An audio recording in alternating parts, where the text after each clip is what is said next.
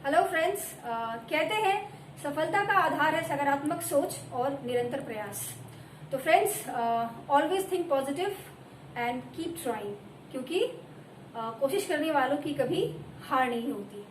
तो चलिए फ्रेंड्स, इसी के साथ आज की शुरुआत करते हैं। मैं नीतू सिंह, वेलकम है आप सभी का मेरे चैनल स्मार्टर एवरीडे पे, जहां हम डिस्कस करेंगे ब्रेन साइंस के बारे में। फ्रेंड्स, पिछले वीडियो में हमने ये जाना था कि ब्रेन साइंस एक ऐसी ट्रेनिंग होती है जो ब्रेन को ट्रेन करती है और आपकी लर्निंग को, आपकी पढ़ाई को, आपकी लाइफ की इंटरेस्टिंग चीजों की तरह इंटरेस्टिंग और आसान बना देती है।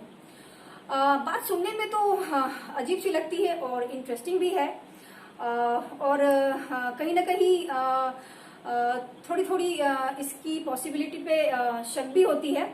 बट जैसे जैसे आप आगे बढ़ते जाएंगे पॉसिबिलिटी भी बढ़ती जाएगी। तो चलिए आज हम जानेंगे कि कैसे क्या फंडामेंटल्स होते हैं ब्रेन साइंस में, जो आपको किसी भी तरह की पढ़ाई से रिलेटेड किसी भी प्रॉब्लम को हमेशा के लिए मिटा देती है। और फ्रेंड्स, फर्स्ट आने का सीक्रेट क्या है? फर्स्ट आना हमारे लाइफ में इतना इम्पोर्टेंट क्यों माना गया है? किस बात पर इम्पोर्टेंटली फोकस करना जरूरी है अगर हम मेरिटोरियस बनना चाहते हैं? तो इसमें आपको एजुकेशन के 4 डायमेंशंस का पता होना बहुत ही ज्यादा जरूरी एंड इम्पोर्टेंट है। 4 डायमेंशंस ऑफ एजुकेशन। पहला है रीडिंग, दूसरा है राइटिंग, तीसरा है अंडरस्टैंडिंग और चौथा है रिकनेक्शन। डॉक्टर कोलर नाम के विद्वान, जो कि एक बहुत बड़े एजुकेशनल साइकोलॉजिस्ट हैं, उन्होंने 4 डायमेंशंस ऑफ एजुकेशन का जिक्र किया था एजुकेशन ऑफ साइकोलॉजी की किताब में। उन्होंने ये कहा था कि अगर आप अपनी पढ़ाई या स्टडीज को अपनी लाइफ में लर्निंग का स्किल का सक्सेस का बेस बनाते हैं, तो ये 4 इंपॉर्टेंट पैरामीटर्स हैं जो आपको फॉलो करने होंगे। अजीब बात है फ्रेंड्स, हम आज तक इंडियन एजुकेशन के अंदर सिर्फ 3 चीजों पर ही ट्रेंड हुए हैं: how to read well, how to write well and how to understand well. इसलिए आपने नोटिस किया होगा कि आप कभी पढ़ना सीख चुके हैं तो पढ़ना नहीं भूलते हैं। आपने कभी सुना है कि किसी ने पढ़ना ही भूल गया हो?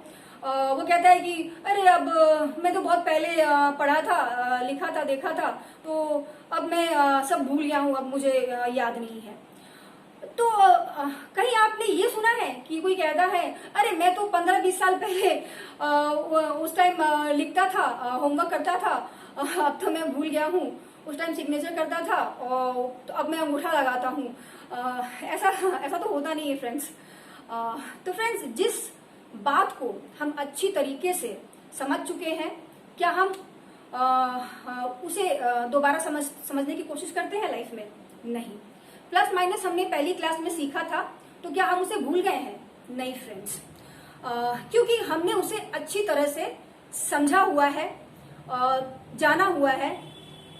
अगर आपसे मैं ये पूछूं कि चीजें नीचे क्यों गिरती हैं, तो फ्रेंड्स, अगर हम किसी भी चीज को नीचे की ओर गिराते हैं तो वो नीचे ही गिरेगी। तो इसके पीछे लॉजिक क्या है वो तो आप फ्रेंड्स आप सभी को ही जानते होंगे, क्योंकि आपने इस चीज को समझा हुआ है ड्यू टू ग्रेविटेशनल फोर्स, क्योंकि आपके टीचर ने इसे समझाया हुआ है। हालांकि आपको याद नहीं होगा कि आपने किस क्लास में इसको पढ़ा था, लेकिन इसके पीछे लॉजिक आपको जरूर आज तक याद है फ्रेंड्स। तो फ्रेंड, जैसे कि मैंने बताया कि टीचर ने आपको ये समझा रखा होगा, तो जिन चीजों को हमने समझ रखा है अच्छे से, जिस चीज को पूरी तरीके से समझ चुके हैं, वो हम कभी भूलते नहीं है फ्रेंड्स। लेकिन क्या आपने नोटिस किया है कि हम क्या भूलते हैं? जो चीजें आपने याद की है, जिसे डेलिबरेटली बैठकर दोहरा कर बार बार लिख कर याद की है, उन्हीं क्वेश्चंस के आंसर्स हम अपनी लाइफ में भूल जाते हैं।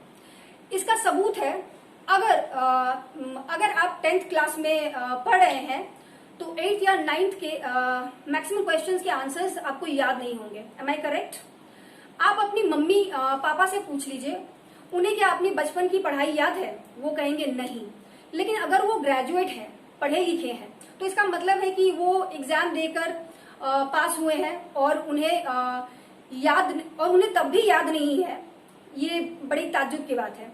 यानी अब जो मैं आपको बताने जा रही हूं, इसका इम्पोर्टेंट प्रिंसिपल है, आपका फोर्थ डायमेंशन मिसिंग है कि कैसे याद करें कि हमेशा याद रहे।